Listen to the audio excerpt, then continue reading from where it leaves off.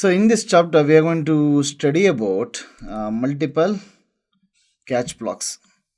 So one try block can be followed by multiple catch block. So one try block can be followed by multiple catch block. Let's say, for example, I will have one method called. I will have a method called public int div. So I will call this method div here by saying I'll make it as static so that I can call directly. Here what it does, it returns num1 divided by num2. And here I'll simply say div 10 comma 10. This is much compared to our earlier assignments, but only difference is that earlier I used to do that 10 divided by 10 here itself or 10 divided by 0 here itself, which I'm doing it in the method. But if you are maintaining a very good cohesion, what we supposed to do? We're supposed to keep this method in another class like calculator, and we would call it here. So let me compile this and execute.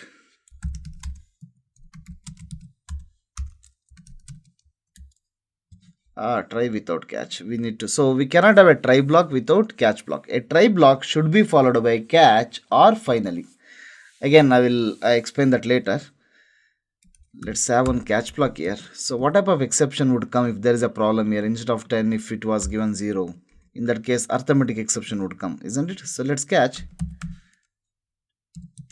arithmetic exception E, and we can say if I want the complete details, I can say e.print stack trace to display the complete details, but I'll simply say here E.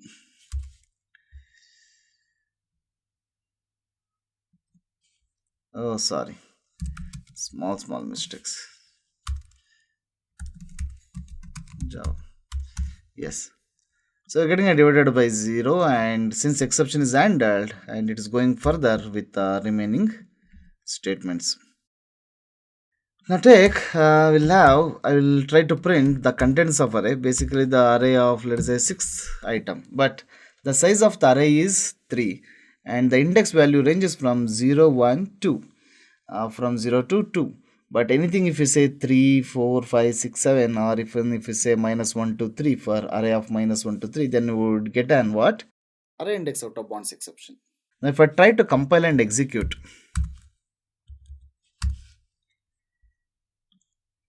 my program is working. Now the important point you have to understand. This is very, very important. Assume try block has more than one statement. In fact, we have more than one statement here. Let's say statement 1, statement 2, statement 3, things like that, and have statement 4, statement 5, and some statement 6. You can have some real statement. I'm simply creating an imagination here. Suppose if I get an exception in the statement 2, then what happens? It will go to the next immediate catch block and try to match with the object which has been created here with the argument of catch block. If it is matching, then the matching catch block will execute, or else program will terminate. Suppose if there is no exception in the second line, but there is exception in the third or fourth line, now what happens?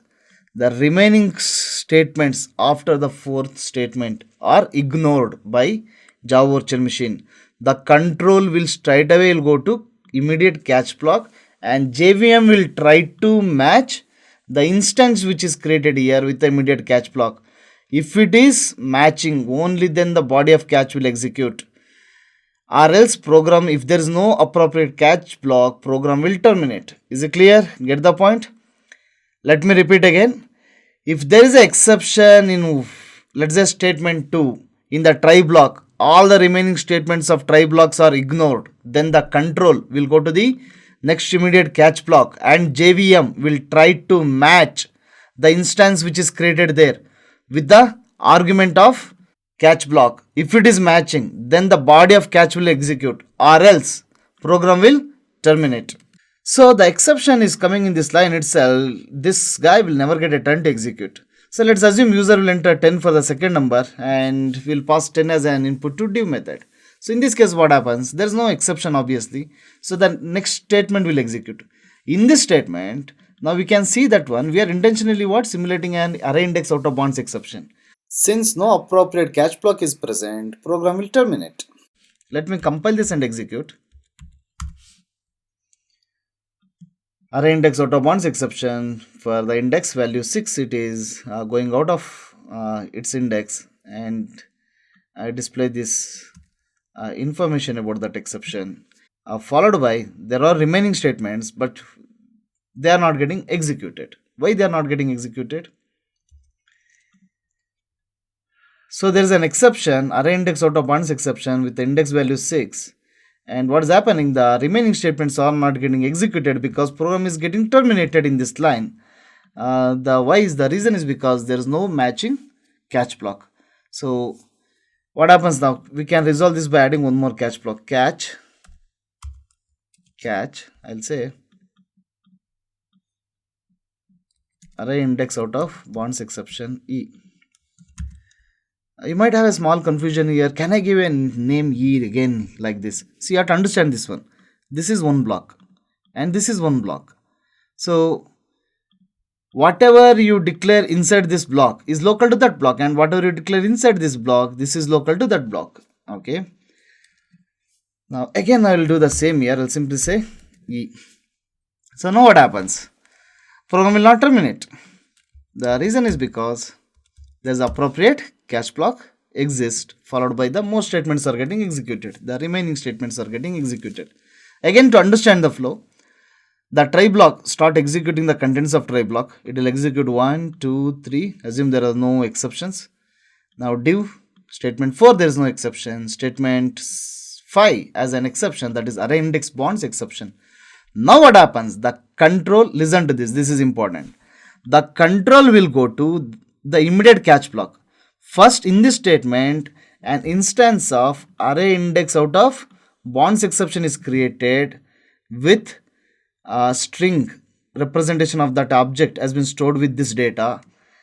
This instance, that is array index out of bounds exception, whatever the instance has been created here, okay, it will go and JVM will go and try to match with the immediate catch block. And before you go to catch block, whatever the remaining statements are there, JVM will completely ignore it. The instance what has been created here, now it is matched with catch block, the first catch block instance. Is it matching? Tell me, is it matching? Obviously no, right? What instance has been created here is an instance of type array index out of bounds exception, is not arithmetic exception. So this catch block is not matching. So it will go to the next immediate catch block. Now it will try to match. Is it matching? In this case it is matching. So the body of catch will execute. It will continue executing the remaining statements. If there is no appropriate catch block, it might have checked 10 catch blocks. But even though if there is no appropriate catch block is present, then program will terminate. That is not called as an exception handling. What is called as an exception handling? A try with appropriate catch block. What we cannot call it as an exception handling, whether there is no try catch or even there is an try catch, but if no appropriate catch block is present, then also we cannot call it as an exception handling. So this is the flow of the execution when it comes to try with multiple catch blocks. In the next video, I'll explain you about why do we need multiple catch blocks.